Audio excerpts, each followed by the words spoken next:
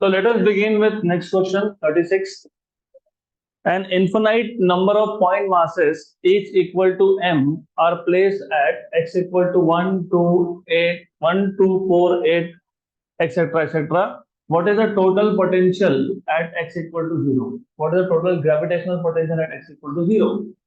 इस टाइप के क्वेश्चन पहले भी हुए हैं, इस टाइप के, यही नहीं इस टाइप के, क्योंकि ऐसे क्वेश्चन आपको इलेक्ट्रोस्टैटिक्स में भी आते हैं. They may ask you what is the total potential energy. They may ask you what is the total gravitational force on origin. यहाँ पे ना फोर्स पूछा है ना पोटेंशियल एनर्जी पूछा है, क्या पूछा है? पोटेंशियल. तो इसको जो पिछले क्वेश्चन हमने सॉल्व किए उसके साथ कंफ्यूज मत करना, वो अलग क्वेश्चन था, ये अलग क्वेश्चन है. क्या बोला है? हमारे पास infinite number of point masses है, सबका मास है m. कहाँ कहाँ प्लेस किया? 1, 2, 4, 8, 16, 32 etcetera etcetera. What is the total gravitational potential at x equal to 0? तो x equal to 0 पे टोटल ग्रेविटेशनल पोटेंशियल कितना है ये पूछा है आपको. तो you have a number line पे दिस इज लेट अस से ओरिजिन, ये ओरिजिन है 1, 2, 4 etcetera etcetera.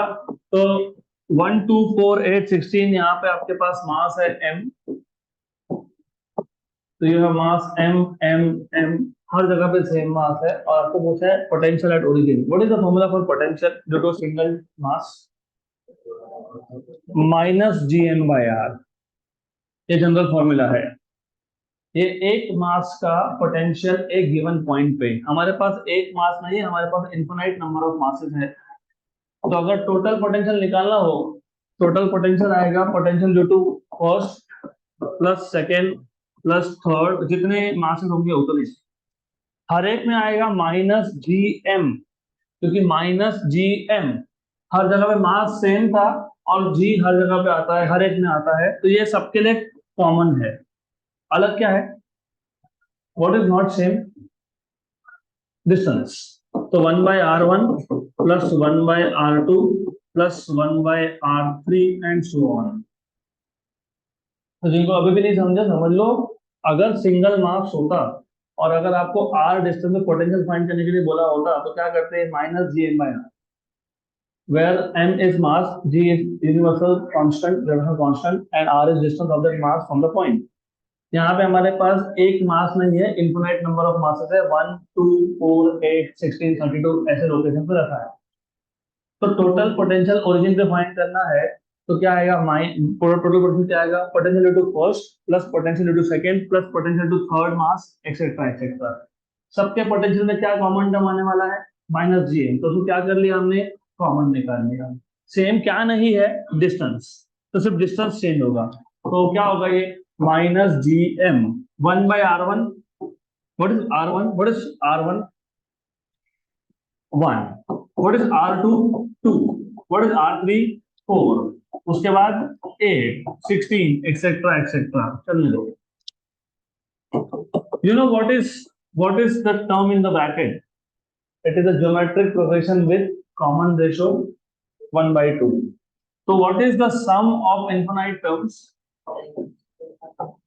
a upon 1 minus r. तो ये जो होता है ना, ये ज्योमेट्रिक प्रोग्रेशन होता है इनफाइनाइट टर्म्स का. ये होता है a upon 1 minus r. a होता है फर्स्ट टर्म कितना है?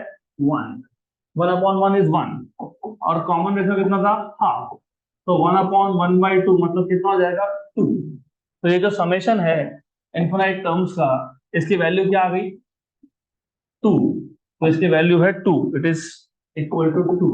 बस ये 2 सब्स्टिट्यूट कर दो तो क्या हो जाएगा? पोटेंशियल -gm और 2. तो -2gm. -2gm आंसर में होना चाहिए, है क्या? -2gm. Yes, option number B.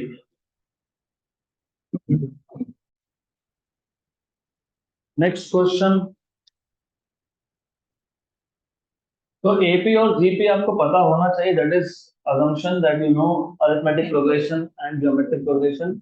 और आपको सम ऑफ फर्स्ट एंड टर्म्स और सम ऑफ इनफिनाइट टर्म्स ये पता होना चाहिए. मोस्टली जो क्वेश्चंस आते हैं वो जीपी पे आते हैं, एपी पे क्वेश्चन ज्यादा बनते नहीं है फिजिक्स में. तो जीपी तो पता होना चाहिए. If the radius of Earth reduces by 4% and density remains same, escape velocity will reduce by 2%, increase by 2%, reduce by 4%, increase by 4%. तो अगर अर्थ का रेडियस 4% से कम हो गया, डेंसिटी सेम है, what will be the change in escape velocity? Increase होगा, decrease होगा, increase होगा तो कितने परसेंट से होगा, डिक्रीज होगा तो कितने परसेंट से होगा, ऐसा पूछना है। What is the formula for escape velocity? Under root of under root of under root of under root of 2gm by r। Under root of gm by r critical velocity होता है, escape velocity में 2 आता है, 2 आगे, correct? तो escape velocity equal to 2g by r। हम हमारे पास question में मास का इंफॉर्मेशन नहीं है, लेकिन किसका है? डेंसिटी का। तो डेंसिटी इक्वेशन में लाना पड़ेगा। कैसे लाओगे? मास क्या होता है? Density into volume. Mass is density into volume. What is volume of earth if earth is a sphere? 4/3 pi r cube. सही है। ये आर क्यूब और नीचे आर, तो क्या बचा? R square. आर स्क्वायर, उसका रूट कितना आ गया? आर। रूट क्या आ गया? आर। ठीक है, बाकी क्या है? अंडर रूट ऑफ क्या है? 2 into 4 is 8 g pi by 3 और रो 8 जी पाई बाई 3 और रो डेंसिटी, करेक्ट?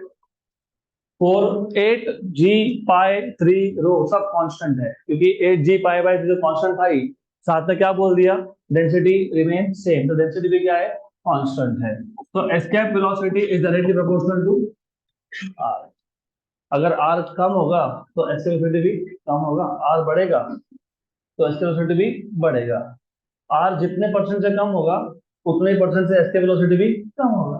तो कितने परसेंट से कम होगा? 4%। डन।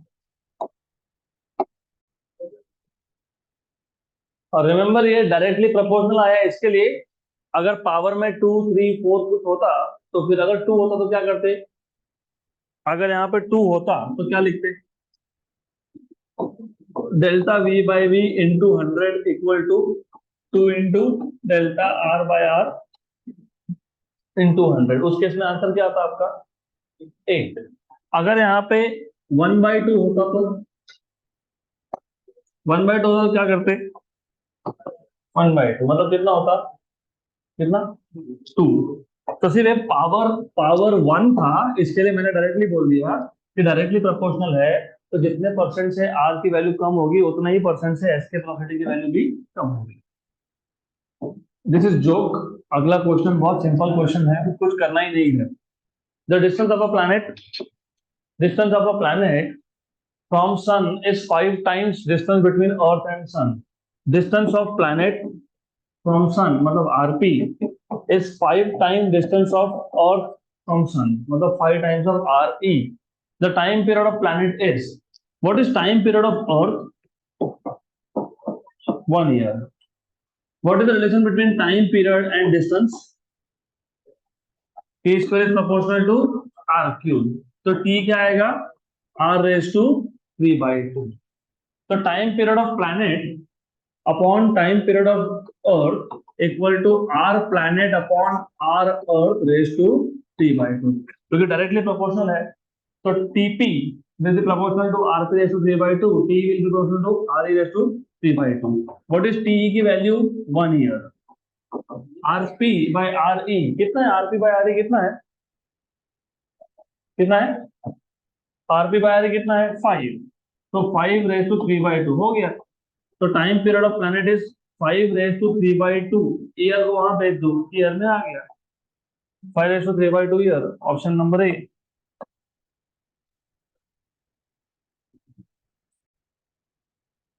Next question.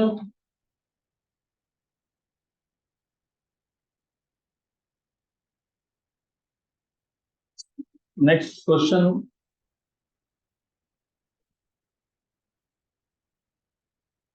सबका ध्यान यहाँ पे चाहिए। Next question. A satellite is launched into a circular orbit of radius r. सीधा सीधा रेडियस r बोला, तो डिस्टेंस कहां से मेजर किया गया है, सेंटर से कि सरफेस से?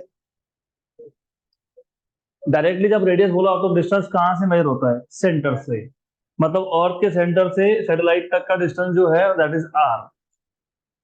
While a second satellite is launched into orbit of radius 1.02 r. तो एक सैटेलाइट का ऑर्बिट है r, दूसरे का है 1.02 r, बराबर। The percentage difference in the time period of the two satellite is, तो दोनों सैटेलाइट का टाइम पीरियड का डिफरेंस क्या आएगा, ऐसा आपको पूछा है, परसेंटेज डिफरेंस। सबसे पहले एक चीज समझ लो, t is proportional to r raise to 3/2। तो अगर सैटेलाइट नंबर टू का सैटेलाइट नंबर टू का रेडियस ज्यादा है तो टाइम पीरियड भी क्या होगा, ज्यादा होगा। तो पहले पता होना चाहिए आपको। तो बताओ कैसे सॉल्व करोगे क्वेश्चन।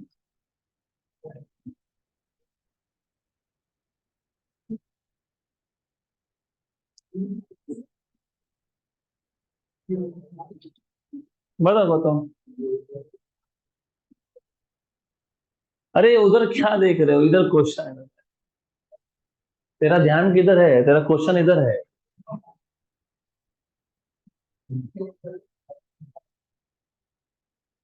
बताओ बताओ, चलो बताओ।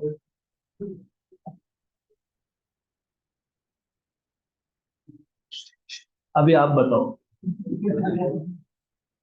चलो बताओ how to solve this question. देखो मेरा इंटेंशन बिल्कुल नहीं है आपको बुरा फील करवाना, लेकिन बुरा लगना चाहिए क्योंकि ऐसे टाइप के क्वेश्चन तुमको नहीं सॉल्व कर पा रहे हो। And you must remember, classes आप पैसा बर्बाद करने के लिए नहीं लगाते हो। मैं बार बार बोलता हूँ, क्लासेस इसके लिए होते हैं so that you learn things in a proper way and you should be able to solve question by yourself. मैं तो डीपीपी कर लो, डिफिकल्टी होगी आ जाना, डाउट काउंटर खोल के बैठ जाता हूँ मैं। होता है बाहर ऐसा डाउट काउंटर होते हैं, क्लासेस में नहीं होता। 30 क्वेश्चन मैक्सिमम होते हैं पर चैप्टर। हम लोग यहाँ 70 70 80 80 क्वेश्चन चल रहा है हमारा। Why? You need to understand, आपको आना चाहिए सॉल्व करना। बताओ कैसे सॉल्व करोगे।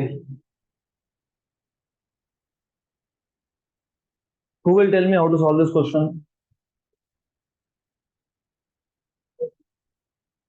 एरर एनालिसिस का फॉर्मूला से, तो बेसिकली सबसे पहले दो सैटेलाइट में से जो पहला सैटेलाइट था उसका ऑर्बिटल रेडियस r है, दूसरे का ऑर्बिटल रेडियस 1.02 r है। वैसे ये देख के ही समझ में आना चाहिए था तुमको, R2 ये R1 के कंपेरिजन में 2% ज्यादा है।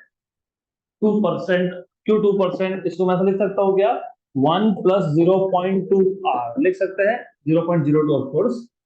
तो क्या आ जाएगा, r प्लस 0.02 r।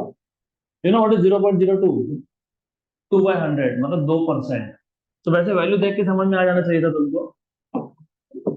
और मैंने अभी बताया t is proportional to r raise to 3/2।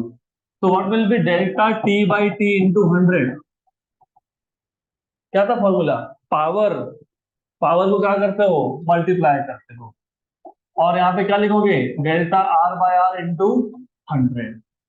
ठीक है था कैसा, z equal to A raise to N, मतलब delta z by z into 100 is equal to n into delta A by A into 100। तो वही फॉर्मूला लगाया मैंने, t is proportional to r raise to 3/2, मतलब delta t by t into 100 is equal to 3/2 into delta r by r into 100। अभी मैंने बताया delta r by r कितना आएगा, अब भी बताया 2% आएगा। Just now I told you कि डेल्टा आर बाय आर मतलब क्या, delta are by are into 100 का मतलब होता है R2 minus R1 upon R1 into 100। करो टाइम वेस्ट, सीधा सा दिख रहा था, R1 is R, R2 is 1.02 R, 2% है, लेकिन करना है तो कर लो। What is this, 1.02 R minus R upon R into 100। ये पूरा सॉल्व करोगे तो 2% मिलने वाला है, दिस इज 2। हो गया। तो ये वैल्यू सब्स्टिट्यूट कर दोगे यहाँ पे, तो क्या आ जाएगा, delta t by t into 100 is equal to 3/2। ये डेल्टा आर बाय 100 की वैल्यू कितनी आ गई, 2%। तो ये दो और ये दो हो गया कैंसल, तो आ गया 3%, 3%। 3% ऑप्शन नंबर डी। ओके तो let me check how much have you understood. अगर ऐसा बोला होता R2 की वैल्यू 1.06 आर, तो आंसर क्या आता? 3/2 इंटू 6 मतलब 9। अगर 1.1 आर ऐसा लिखा होता तो 1.1 मतलब 10% इंक्रीज, तो 3/2 इंटू 10 मतलब 15%। अगर 1.15 लिखा होता तो आंसर क्या आता? 1.15 होता तो क्या आता? 3/2 into 15। What is 3/2 into 15? What is 3 into 15? 45। 45/2 कितना होता है? 22.5। तो ऐसे अभी शॉर्टकट ट्रिक समझ लो। अगर पहले आर था और अभी 1.02 आर हो गया तो 2% इंक्रीज है। 1.03 हो गया तो 3% इंक्रीज है। 1.13 हो गया तो 13% इंक्रीज है। 1.2 लिखा होगा तो 20% इंक्रीज है। तो बेसिक बेसिक नंबर याद रखना, so that you can solve directly, time waste नहीं होगा आपका। अगला question, periodic time of a satellite revolving around earth surface at a height equal to R. Periodic time मतलब time period of a satellite revolving around earth surface at a height equal to R. Height equal to R बोला है, तो orbital radius कितना हो गया? 2r, क्योंकि orbital radius क्या होता है? r plus H. एच की वैल्यू क्या है? r है, तो r प्लस r मतलब 2r, where r is radius of earth. Okay, तो टाइम पीरियड पूछा है आपको, very simple. What is the formula for time period? क्या था? नहीं यार, t square equal to 4 pi square by ji m into r cube है याद है? डिराइव किया था हमने, t square equal to 4 pi square by ji m into r cube. तो टी क्या आएगा? Under root of, under root of, under root of r cube, बस आर क्यूब, क्योंकि 4 का रूट 2 और ये पाई, और जीएम का रूट यहाँ पे जीएम। ऐसा कुछ दिखेगा क्या? यस है, क्वेश्चन सॉल्व हो गया हमारा। बता दो कैसे सॉल्व होगा। T equal to 2 pi root of what is small are? Are plus H upon G. लेकिन एच की वैल्यू कितनी बोली है? एच की वैल्यू है आर, तो आर प्लस आर इसका क्यूब अपॉन जी एम। तो T equal to 2 pi under root of R plus R, 2r, 2 का क्यूब 8 और R cube upon G M. लेकिन do you remember answer small G में है, तो do you remember what is small G? GM by R square. तो what is GM? G R square. ये यहाँ पे सब्स्टिट्यूट कर देना, जीएम की जगह पे जी आर स्क्वायर सब्स्टिट्यूट कर देना यहाँ पे। तो क्या आ जाएगा? क्या होगा? T equal to 2 pi under root of 8, क्या था? आर क्यूब अपॉन क्या है? G R square. Cancel and cancel. 8 का रूट कितना होता है?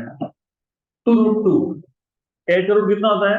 2√2, और ये बाहर 2 है, हो गया 2√2, और बाहर 2 है, तो कितना हो गया?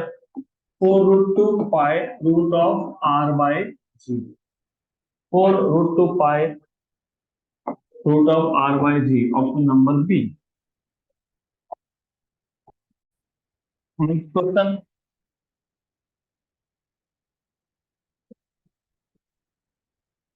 वन प्रोजेक्ट, प्रोजेक्ट नहीं होता है, प्रोजेक्टाइल होता है। तो one projectile after deviation from its path starts moving around the earth in circular path at radius equal to 9 times the radius of earth. Its time period will be, simple question है, एक projectile है, होना चाहिए था projectile, लेकिन miss fire हो गया तो अपने पाथ से डेविएट हो गया, अपने पाथ से डेविएट होके वो सीधा अर्थ के अराउंड चक्कर लगाने लग गया। At at what is the radius of that path? कितना है? 9 times the radius of earth. तो ये हाइट है कि डायरेक्टली स्मॉल आ रही है? स्मॉल आर है, स्ट्रेट फॉरवर्ड स्मॉल आर दिया है, कितना दिया हुआ है? 9 times of r. Time period पूछा है, वही सीधा सीधा क्वेश्चन अभी तो देखा था। Time period equal to 2 pi under root of क्या था? Are cube by ji m, है ना? फिर वही सेम प्रोसेस, सीधा सिर्फ डिफरेंस यहाँ पे ये है कि आपको डायरेक्टली आर की वैल्यू बता दी, 9 टाइम्स ऑफ आर इसका cube, good, upon G N. ठीक है, तो टी इक्वल टू 2 पाई 9 का क्यूब नहीं करना, मत करो क्यूब, इसको 3 स्क्वायर लिख लो, बेटर ऑफ 3 स्क्वायर का क्यूब और आर का क्यूब अपॉन जी एन। 3 का स्क्वायर और उसका रूट, 3 का स्क्वायर और उसका रूट 3, 3 का स्क्वायर का रूट 3 होता है ना, और उसका क्यूब, और 3 क्यूब 27। तो t इक्वल टू 2 पाई, ये 27 आ गया बाहर। 3 का स्क्वायर उसका रूट था 3, 3 का क्यूब था 27, वो लिखूंगा बाहर, रूट के अंदर मत लिखना वापस से। और आर क्यूब अपॉन जीएम, लेकिन जीएम क्या था याद है क्या? जी आर स्क्वायर। तो हो गया आंसर, आ गया, यही आंसर है। क्या है? 27 into 2 pi root of are by G, 27 into 2 pi root of are by G, हो गया।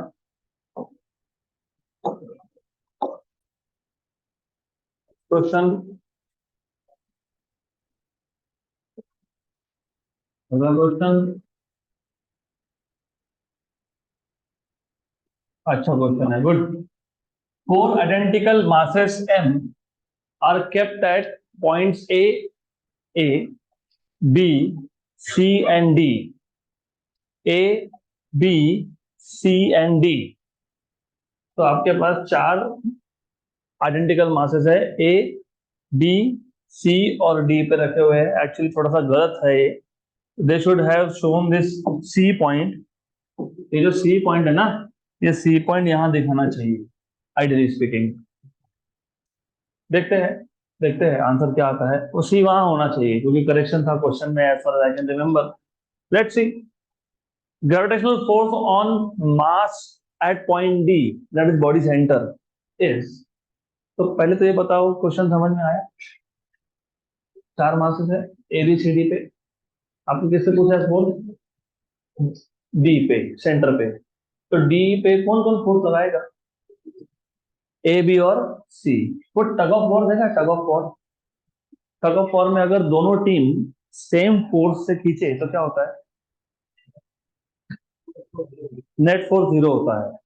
मतलब जो रस्सी के बीच में कुछ बांधा होता है, something I don't know what it is, it will not move, क्योंकि एक साइड से जो टीम खींच रहा है उतना ही, दूसरी साइड से उतना ही फोर्स लग रहा है, तो कैंसलेशन।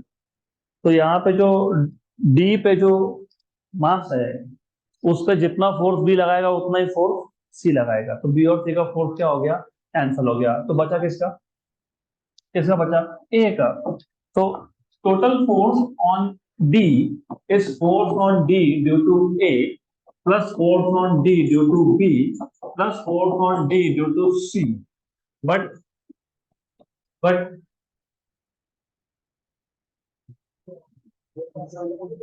अरे क्या है नीचे यहाँ जान दो।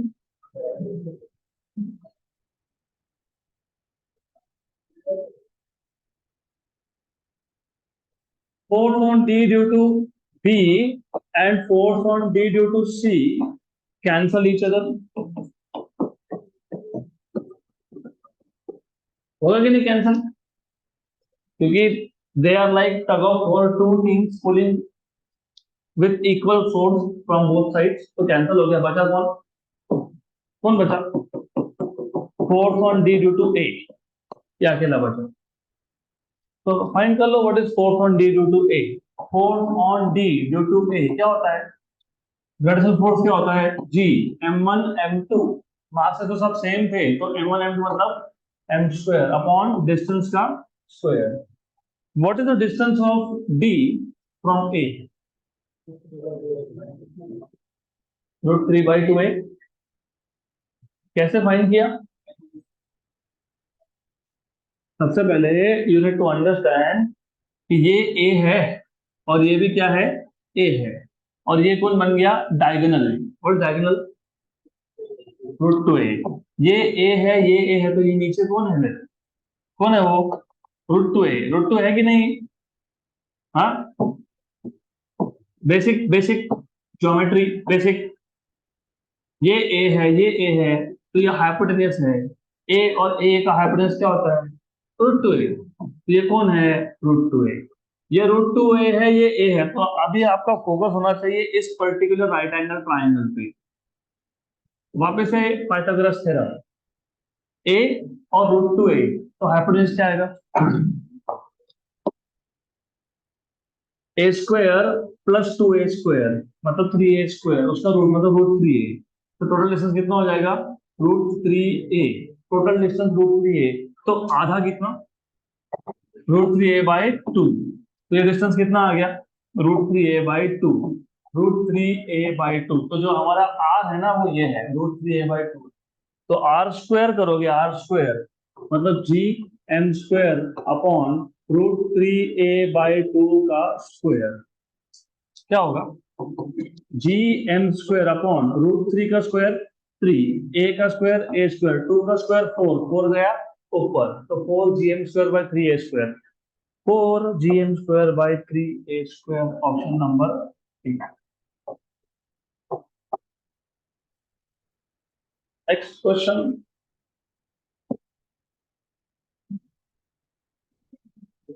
आ गया अगला क्वेश्चन आपके पास।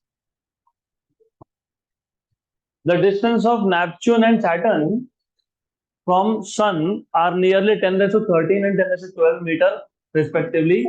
Neptune का 10 raised to 13 मीटर है, Saturn का 10 raised to 12 मीटर डिस्टेंस है। Their periodic time will be in the ratio. This is a absolute nonsense question again.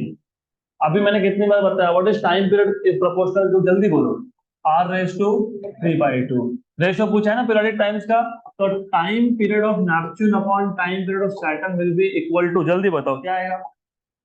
Proportional to R⁻3/2, तो क्या आएगा? RP upon RS⁻3/2, right? Okay. अरे थोड़ा अच्छे से मेडिसिन लेके आया करो। What is RP? What is RP? RP कितना है? 10⁻13। आरएस कितना है? 10⁻12 रेज टू 3/2। 10⁻13 अपॉन 10⁻12 कितना हो गया? 10। तो 10 का क्यूब मतलब 1000, उसका रूट 10√2, तो 10√10। 10 का क्यूब कितना होता है? 1000। 1000 का रूट कितना होता है? 10√10। तो आंसर क्या आएगा? 10√10, option number C. Next question. अरे वाह, very good question. Two spherical stars, each of mass m, with their centers distance d apart. So center to center distance between two stars is capital D. They revolve under mutual gravitational attraction about the midpoint, है ना? Point midway मतलब midpoint. About the point midway between their centers, the period of revolution will be. तो सबसे पहले ये बताओ, question समझा क्या? 80% स्टूडेंट का प्रॉब्लम होता है क्वेश्चन समझ में नहीं आता है। How many of you have not understood the question? तो एक काम करो, अब नहीं समझाना तो पहले एक बार उसको रीड करो, क्या बोला समझने की कोशिश करो, and then we will solve.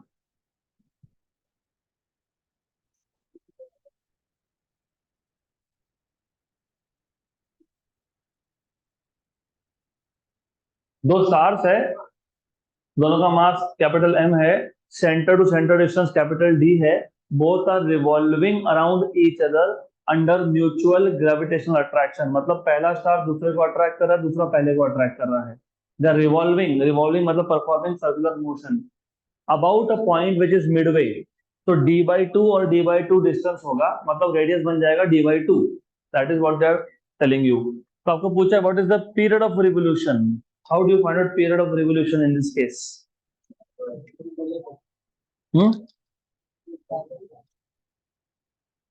अभी भी जिनको क्वेश्चन नहीं समझा तो ध्यान दो। स्टार है, दो स्टार्स है, दोनों का सेंटर टू सेंटर डिस्टेंस है कैपिटल डी। और आपको पता होना चाहिए, just for your knowledge, more than 60% of star in Milky Way they are binary system. Binary मतलब ऐसे है, ट्विंस, बाइनरी सिस्टम होता है 60% से ज्यादा। तो हमारा जो और सन है वो एक स्पेशल केस है, लाइक माइनॉरिटी में आता है क्योंकि वो बाइनरी सिस्टम नहीं है। distance is d, they are revolving around each other, so they are performing circular motion around each other because of their mutual gravitational force. और ये सर्कल का सेंटर कौन है, मिड पॉइंट है, तो टोटल डिस्टेंस दी था, तो ये कितना हो गया, d/2। कोई भी बॉडी अगर सर्कुलर मोशन परफॉर्म करे तो कौन सा फोर्स कंपलसरी होता है, सेंट्रीपिटल फोर्स। तो सेंट्रीपिटल फोर्स हर एक फोर्स का एक सोर्स होता है, तो सेंट्रीपिटल फोर्स कहां से आएगा, gravitational force between two stars, so it is due to gravitational force. Centripetal force is equal to gravitational force. Centripetal force का फॉर्मूला क्या है, mr ओमेगा स्क्वायर। अभी बोलोगे mr ओमेगा स्क्वायर क्यों, क्योंकि तुमको टाइम पीरियड चाहिए, तो डायरेक्टली मैंने लिख दिया mr ओमेगा स्क्वायर।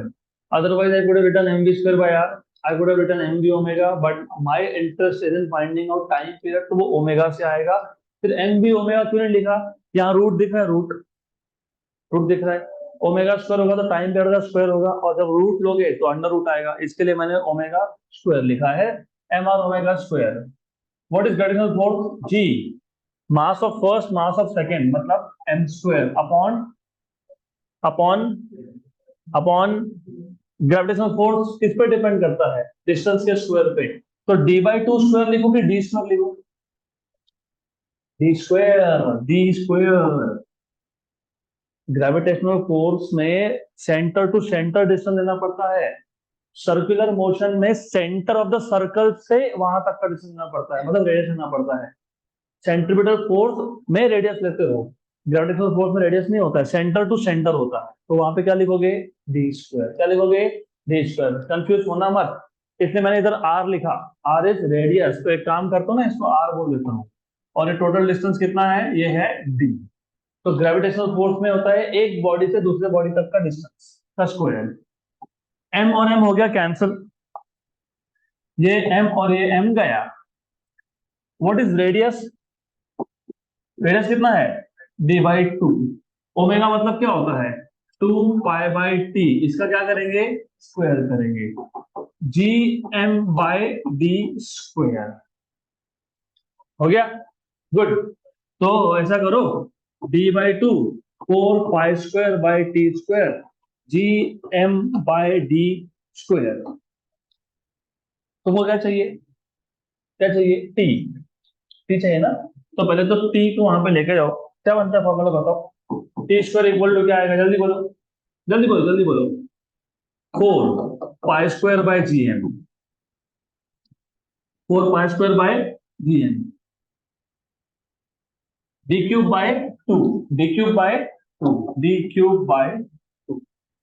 गुड। तो टी क्या आएगा,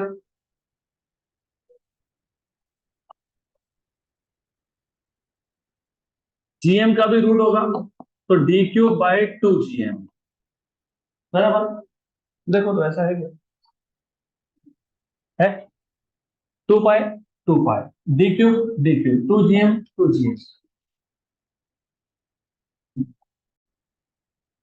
नेक्स्ट क्वेश्चन। अभी अगला क्वेश्चन सॉल्व भी करके बताता हूँ, और सॉल्व नहीं करना ये भी याद रखना, अगेन कॉम्पिटिटिव एग्जाम्स के लिए एक सिंपल सा ट्रिक है, जितना टाइम बचा पाओ बचा लो, क्योंकि उतना 1 आवर में 45-50 questions if you are giving NEET, और if you are going giving JEE तो 25 questions, if you are giving CET 50 questions, 1 hour में सारे कंप्लीट करना सॉल्व करके पॉसिबल नहीं होता, तो you should know some tricks. तो पहले, सबसे पहले क्वेश्चन अच्छे से पढ़ो, और क्वेश्चन समझ में आना चाहिए, नहीं समझ में आता है तो फिर I can't do anything next year, मतलब टू रिपीट देन।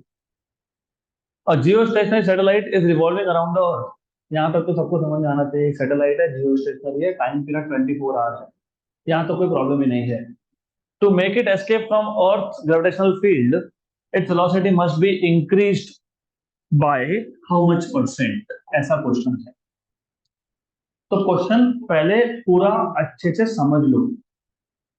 एक जियो स्टेशनरी सैटेलाइट है जो ऑलरेडी रिवॉल्व हो रहा है, उसको अर्थ के ग्रेविटेशनल फील्ड से एस्केप करवाना है, तो उसका वेलोसिटी कितने परसेंट से इंक्रीज करना पड़ेगा। क्वेश्चन समझ में आया। अब ऐसा क्यों बोला कितने परसेंट से इंक्रीज करना पड़ेगा? क्योंकि वो ऑलरेडी रिवॉल्विंग है। और आपको पता है geostationary satellite circular orbit में रिवॉल्व कर रहा हो, तो कोई भी सैटेलाइट जब सर्कुलर ऑर्बिट में रिवॉल्व करता है तो उसका स्पीड कितना होता है? कितना होता है? क्रिटिकल, मतलब कितना होता है? Under root of GM/R। बराबर। तो उसके पास ऑलरेडी कितना स्पीड है?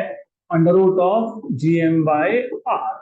मैं अज्यूम कर लूंगा हाइट कम है तो small r equal to capital R, assumption. यहां तक क्लियर? बराबर। एस्केप होने के लिए कितना वेलोसिटी चाहिए? Under root of 2 GM/R। मतलब एस्केप होने के लिए कितना चाहिए? √2 इंटू रूट ऑफ GM/R। मतलब एस्केप होने के लिए कितना होना चाहिए? √2 टाइम्स ऑफ क्रिटिकल। आंसर 41.4% आएगा, मतलब जो अभी बता देता हूँ, आंसर 41.4%। वैसा क्यों? उसके लिए थोड़ा सा आपको बेसिक्स पता होगा तो होगा। तो सैटेलाइट अगर रिवॉल्विंग है सर्कुलर ऑर्बिट में तो कितना वेलोसिटी था उसका? VC क्या होता है? Under root of GM/R। Escape करवाने के लिए कितना चाहिए होता है? Under root of 2 GM/R। मतलब VE equal to √2 times of VC। Remember this. What is the value of √2? 1.414। तो मैं इसको ऐसा लिखूं क्या? 1 प्लस 0.414 VC लिख सकते हैं क्या? यस। तो VE equal to VC plus 0.414 VC। तो VE minus VC equal to 0.414 VC। इसका मतलब VE minus VC upon VC कितना आ गया? 0.414। This is fractional increase. आपको परसेंटेज इंक्रीज पूछा है, परसेंटेज कैसे निकालते हो? Multiply by 100। तो 0.414 को 100 से मल्टीप्लाई कर लोगे तो कितना हो जाएगा? तो कितने परसेंट से बढ़ाना पड़ेगा? 41.4% से बढ़ाना पड़ेगा। Again this is from JEE। नहीं, मैं बताता हूँ, आपको वापस से एक बार समझ लो। Question was too simple. सिर्फ बेसिक्स पता होना चाहिए। If a satellite is revolving in circular orbit, how much velocity does it possess? Critical, that is VC, that is under root of GM/R. What you want to do is you want to make it escape. उसको अर्थ के gravitational field से बाहर निकालना है। कितना चाहिए? VE। What is VE? √2 GM/R। Root of GM/R कितना था? VC। मतलब VE क्या हो गया? √2 टाइम्स ऑफ VC। ये बोर्ड में भी क्वेश्चन आया था। So that VE equal to √2 times of VC। 2 mark का question. Simple. We know that VE equal to root of 2 GM/R, but we also know that root of GM/R is VC. तो हो गया V equal to √2 times of VC। खत्म। बराबर। Correct. आपको पूछा है कितने परसेंट से बढ़ाना है। फिजिक्स में ना इंक्रीज या डिक्रीज परसेंटेज वाइज उसका सिंपल फॉर्मूला होता है, final value minus initial value upon initial value. Final minus initial upon initial. Initial कितना था? VC। फाइनल कितना देना पड़ेगा? VE। तो what is the percentage increase का formula? VE minus VC upon VC into 100। VE final minus VC initial upon VC initial into 100। तो तुमको find क्या करना था? VE minus VC upon VC into 100, ये फाइंड करना था। हमको क्या मिल गया? VE इक्वल टू क्या मिल गया? √2 times of VC। What is √2? What is √2? 1.414 VC। तो मैंने से 1.414 को क्या लिख दिया? 1 प्लस 0.414। फिर VC को मल्टीप्लाई कर दिया तो क्या आ गया? VE equal to VC plus 0.414 VC। तो VE minus VC equal to क्या आ गया? 0.414 VC। तो VE minus VC upon VC क्या आ गया? 0.414। बराबर। मल्टीप्लाई बाय 100 कर लिया तो कितना आ गया? 41.4। कितना आ गया? 41.4। अब ये क्वेश्चन बिना सॉल्व किए भी आता था। सिर्फ पता इतना होना चाहिए, एस्केप वेलोसिटी ये क्रिटिकल के कंपैरिजन में 41.4% ज्यादा है, डायरेक्टली ज्यादा है। तुमने लिखा वहां पे VE equal to √2 times of VC। √2 की वैल्यू कितनी थी? 1.414। मैंने अभी बताया 1.02 का मतलब क्या था?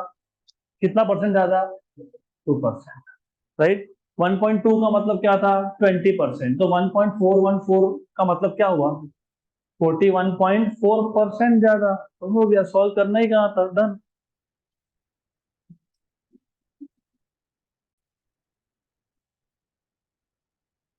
Next question.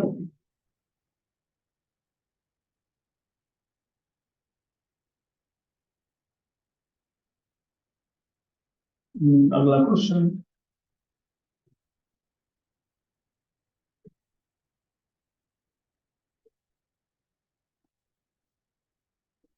A planet has mass 1 by 10 that of Earth, while radius is one third that of Earth. तो प्लैनेट है जिसका मास अर्थ के कंपैरिजन में 1/10 है और रेडियस उसका वन थर्ड है। If a person can throw a stone, if a person can throw a stone on Earth's surface to a height of 90 metre, ऐसा पर्सन ने स्टोन फेंका तो वो मैक्सिमम 90 मीटर तक गया, कहाँ पे, अर्थ के सरफेस से। Then he will be able to throw the stone on that planet to height of. तो जो पर्सन है वो उस प्लैनेट पे कितने हाइट तक स्टोन को थ्रो कर पाएगा, ऐसा क्वेश्चन है। क्वेश्चन समझ में आया?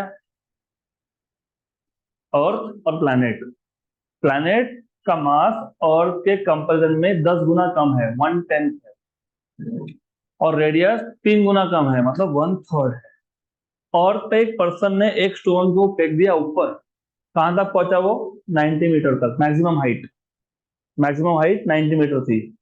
और अब इस स्टोन को वो पर्सन दूसरे प्लेनेट पे जाके थ्रो कर रहा है, तो कितना ऊपर तक जाएगा, that is the question here. तो tell me, how will you solve this question? पहले तो चीज फाइंड कर लेंगे, ओके। तो यू मस्ट नो, आपको पता ही होना चाहिए कि फॉर्मूला कौन सा अप्लाई करना है। तो v square equal to u square plus 2as।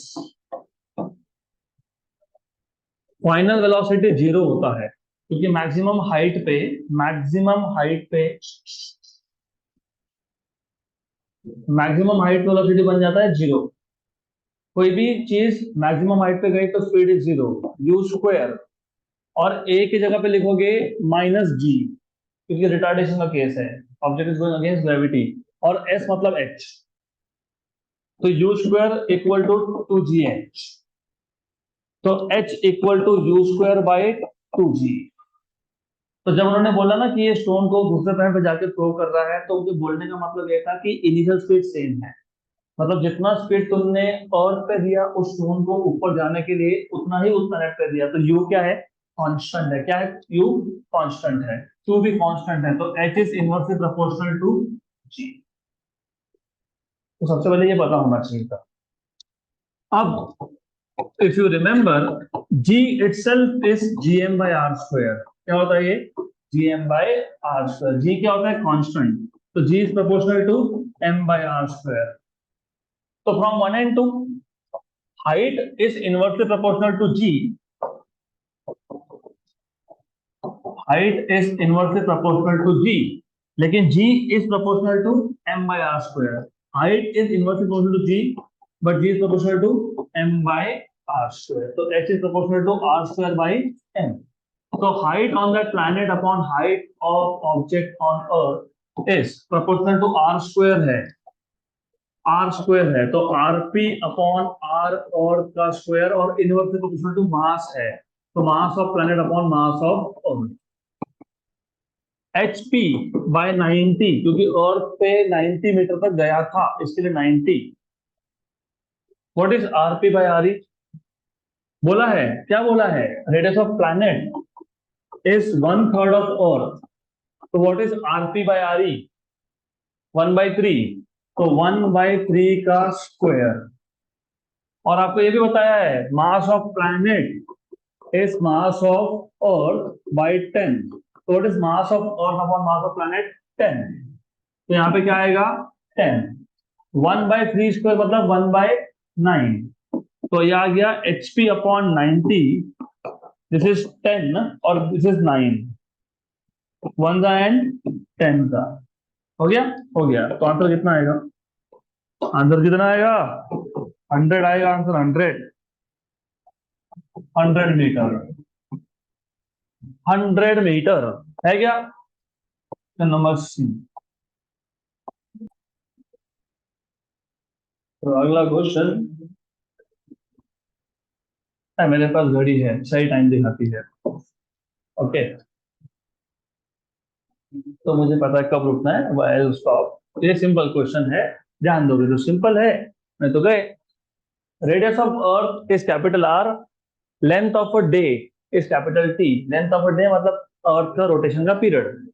The height of geostationary satellite is, देखो क्या बोला है, रेडियस अर्थ का बताया, लेंथ ऑफ डे अर्थ का बताया, और हाइट किसका पूछ लिया, किसका पूछा, ऐसा क्यों?